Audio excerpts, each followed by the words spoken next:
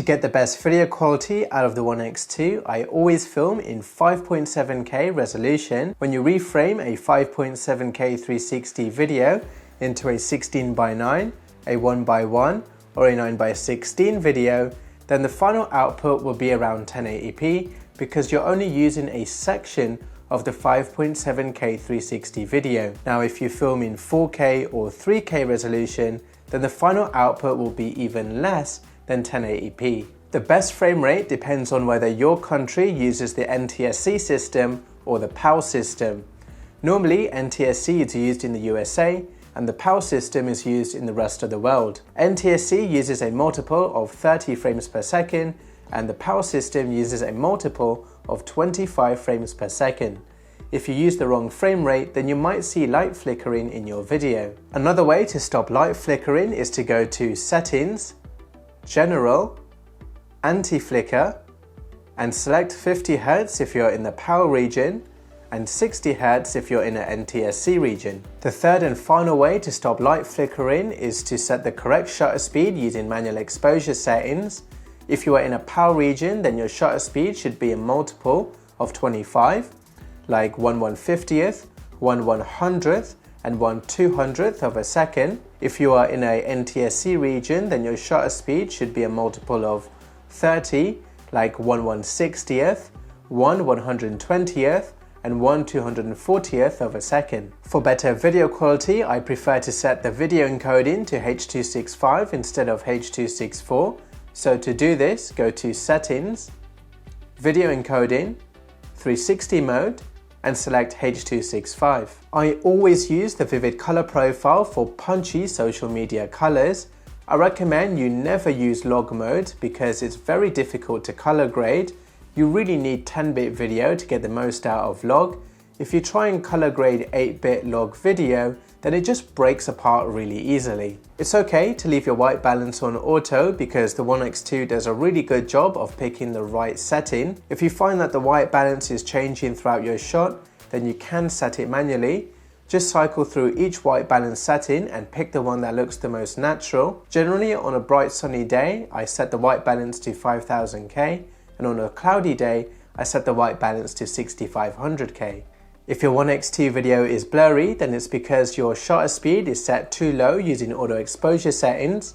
So to avoid this, you must use manual exposure settings to set the ISO and shutter speed yourself. Lucky for you, I made an easy to follow flowchart which shows you the exact steps you need to take to set the correct ISO and shutter speed. It works for daytime and nighttime, so let's go through it. On the One X2, set the ISO to 100. We always start with ISO 100 because the lower the ISO, the less the amount of noise in your video. Does the video have motion?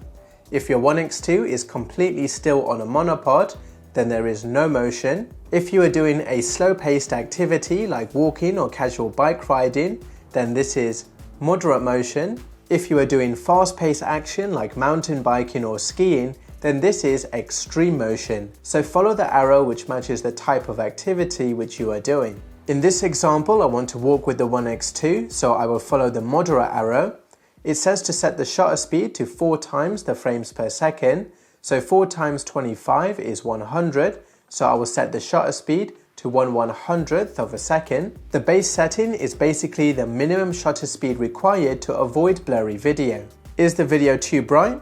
Yes it is, so I'll increase the shutter speed by 1 step, and I'm basically going to increase the shutter speed until the video is not too bright anymore, and make sure it's a multiple of 25. 1/500 looks great, so I'll leave it here. The video is not too bright anymore, so I'll move on to the next question in the flowchart. Is the video too dark? No it isn't. Now the video has the perfect exposure, and you can now press record. With the ISO and shutter speed set manually using the flowchart, you will never get blurry video again. If you want to download your copy of the manual exposure flowchart and see more examples of how I use it, then click the link in the video description. If the One X2 is your first 360 camera, then be careful not to scratch the lenses because a repair bill can cost $100 per lens and a lot of waiting time. So to avoid your lenses getting scratched accidentally, use the pouch you got in the Insta360 box to cover your lenses whenever you're not using the One X2 for safekeeping. I personally prefer using the official 1x2 lens cap because it's very convenient to pop on and off. I can store this in my travel bag or my trousers pocket, and I know the lenses are well protected. I can also charge the 1x2 with the lens cap on, which is great. The lens cap should be in every 1x2 box, but unfortunately it's not. The lens cap is an additional accessory, which is $5 from the Insta360 store. If you are scared about damaging one of your lenses, then I highly recommend the premium lens guard and not the sticky lens guard, because I think it offers the best protection for your 1x2 lenses. Yes, it will degrade your video quality a little bit, but it's just definitely worth saving your lenses from getting damaged. The biggest beginner mistake is using a light camera stand outdoors. Your 1x2 will get blown over by the wind or knocked over, and this will cost you a $100 repair bill per lens or buy a new 360 camera altogether.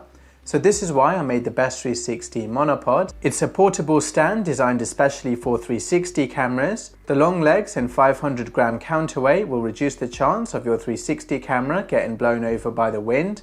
The max height is 164 centimeters, and the selfie stick counterweight and tripod legs are separate pieces. So you can use the selfie stick on its own, and it is invisible. The Best 360 monopod is perfect for virtual tours, travel vlogging and filmmaking, and if you buy a Best 360 monopod, you are directly supporting me, support you with more useful videos on this channel. So if you want to learn more about the Best 360 monopod, click the link in the video description, and you can also buy the Best 360 monopod from Amazon UK, USA, and Amazon Australia, Canada, Germany, and more countries are to follow soon.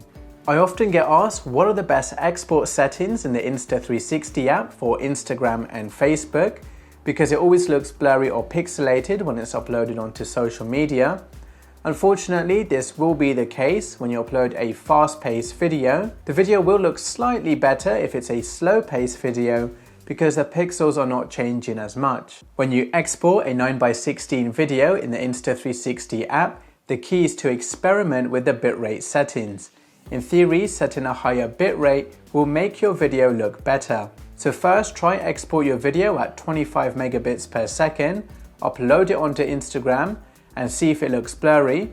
If it's still blurry, then export your video at 50 megabits per second, and so on. And hopefully by increasing the bitrate, your video will look better on Instagram Reels. I do highly recommend that you turn on remove grain for any video shot in the day or night, because it will make your video look more cleaner. It's very important you understand how Insta360 files work. When you connect the 1x2 to your computer, go to DCIM, Camera 01, and your files will be here. When you record a 3K or 4K video, there is one INSV file per 360 video. INSV is just Insta360's version of an MP4 video, but when you record a 5.7K video, there are two INSV files per 360 video. One is for the front lens and one is for the back lens. The file names look the same, but each 5.7K shot you record will have a 00 file and a 10 file. LRV files are proxy files and metadata for your Insta360 videos. It's best not to delete the LRV files because they will ensure you have a smooth editing experience in the Insta360 app and Insta360 Studio. When you take a JPEG photo, they are saved as an INSP file. INSP is just Insta360's version of a JPEG file. When you take a RAW photo, they are saved as a DNG file. When you take a RAW, pure shot, night shot, or HDR photo with the 1x2 using RAW plus JPEG, do not delete the INSP files even if you only want to use the RAW files. The INSP files contain metadata for the RAW files, so Insta360 Studio can process the RAW files correctly. In this example, I will click and drag these HDR RAW photos into Insta360 Studio with the JPEG files in the same folder, and it will import correctly as a single HDR photo.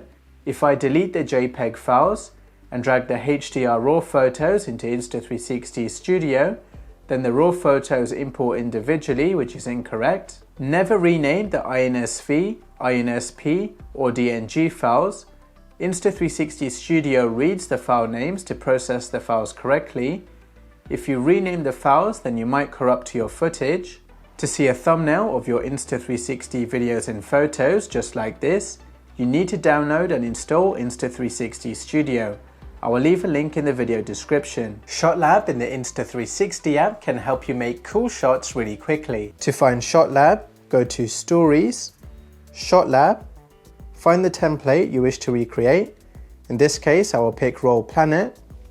Then follow the tutorial to capture the shot for this theme. Once you have the shot, tap Use this theme. Tap the shot, tap the tick to confirm. And now the AI will automatically edit the shot for you. Just wait for it to complete. And you now have a Roll Planet shot without adding any keyframes or editing yourself. Then you can tap Export in the top right hand corner, Direct Export, check Remove Grain, and export the shot, and you can now add it into your YouTube video. That's it for this video. Hit the like button if you learned something new. Consider subscribing if you want to learn more, and I'll see you in the next video.